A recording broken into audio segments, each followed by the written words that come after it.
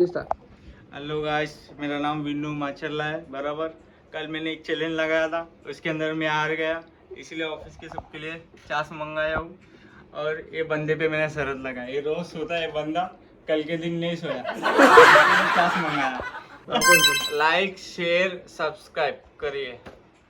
इसके लिए कुछ बोलना चाहोगे? ये दोवा के लिए कमेंट करो। रोज सोने वाला बंदा कल मेरे लिए सोया नहीं, तो 200 रुपये का फटका पड़ा। कमेंट पे लिखिए जरूर। मात्र एक छाछ के पैकेट के लिए कल कल पूरा दोपहर में सोया नहीं बंदा। एक छाछ के लिए कल चैलेंज में मैं हार गया, उसके लिए मंगा दिया, लेकिन आज सोएगा मेरा भाई। आज छाछ पी के आराम से सोएगा। हाँ। शाम को 7 बजे वापस लाइव आएगा। लाइव आएंगे। लाएंगे। सपोर्ट करो। चैनल को सब्सक्राइब करो। सब्सक्राइब करो, नीचे शेयर घंटी करो। नीचे और घंटी वो को बंदे का टन नाम बजाओ। ये बंदे का नाम जिग्नेश कापोडिया, ગુજરાતી છે, નાનપુરામાં રહેવાનું।